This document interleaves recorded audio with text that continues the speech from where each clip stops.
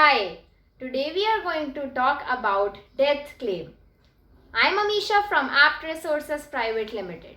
We are into recruitment, HR softwares and HR courses. For more details, visit our website www.apt-resources.com. Don't forget to subscribe to this channel and hit the bell icon to stay notified.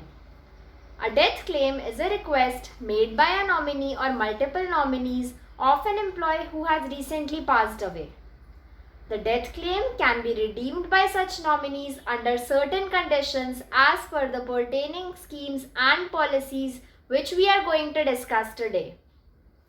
When we talk about a death claim, the term covers all types of death, whether natural or by accident or death by murder. However, the conditions may vary between these different categories. Benefits to the employees and the families for the death claim are: the Employee Provident Fund or EPF scheme of 1952 gives the employees the right to claim their accrued interest and outstanding compensation at the time of retirement. It also provides amenities to the employees at time of ailment, marriages, education, home loan, etc. Employee Pension Scheme 1995 provides pension to the family members of the employee after his death or after his completion of service in the organization otherwise. This pension is provided on monthly basis. After death of an employee, the Employees Deposit Debt Insurance Scheme 1976 provides insurance of 2,50,000 up to 7 lakh depending upon the employee's service in the organization. It is provided to his family. The various types of death cases are: if an employee dies within 36 months of leaving the organization and he has worked for 10 plus years in that organization, his family or the ones dependent upon him are eligible for pension. If the death of an employee happens while he is still a part of an organization, his family is entitled to pension services, provident fund and EDLI services, given that the employee has made a significant contribution to the organization during his working too.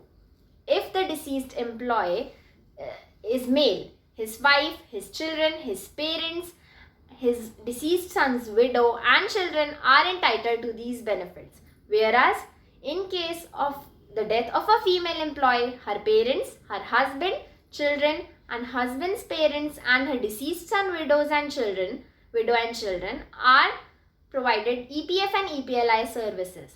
The forms required for the family members to fill are: Composite Death Claim Form, Form 20 or claim for claiming EDF benefits, Form 5IF for claiming EDLI benefits and Form 10D for claiming pension benefits. Also, these are some documents that are compulsory to attach while claiming these benefits. Firstly, all the claim forms should be filled duly and signed by the members of the family. All the certificates of the employee that has deceased has to be attached. Copy of the deceased employee's death certificate, his Aadhaar card, his PAN card and Aadhaar card of his family members who are claiming these benefits have to be attached and self-attested by them. Clearly filled Form 5, Form 10 showing date of joining, date of leaving should be submitted along with these forms. If the deceased employee has any children who are disabled, the disablement certificate for the same has to be submitted in the organization. The employer or concerned manager in the organization is supposed to check that all documents are updated and verified. His responsibility is to provide assistance to the family members as far as possible regarding form filling and document submission. All particulars of the employee who has deceased has to be updated by the employer on the Unified Employer Portal directly. This information includes the name of the deceased member, his father's name, his wife, his date of joining, his date of leaving, and his birth date. Wages for last 12 months have to be checked by the employer for EDLI claim. He should make sure that all forms and documents are signed by the family members duly on the right time. And these documents should also be self-attested by them. The cause of death should be clearly stated, whether it is by accident or whether due to sickness or any kind of disability. A dependency certificate has to be submitted as a proof to the family member's relationship with the deceased member. And also those who are dependent have to submit a proof of dependability. The employer should make sure that he checks for all the previous services provided by the deceased member.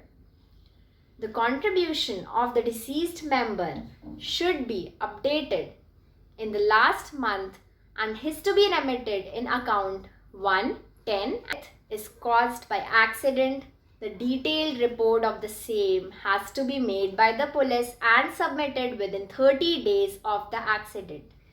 In such a case, the family is supposed to report the accident in 7 days while after it has happened in the organization. Doing all this, the date and time for verification is also be noted by the employer and with signature of the family member, that is the nominee, and the employer's signature. After a week of death, a letter is issued by the employer to the family members clearly stating the amount of compensation that will be provided to the family members along with the benefits which will be provided to them.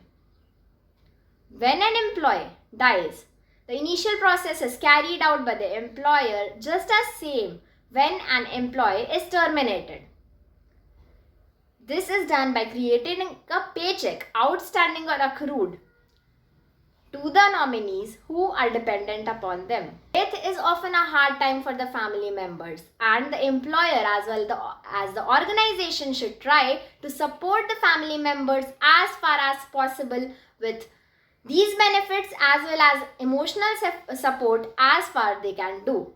Thank you for watching this video. Stay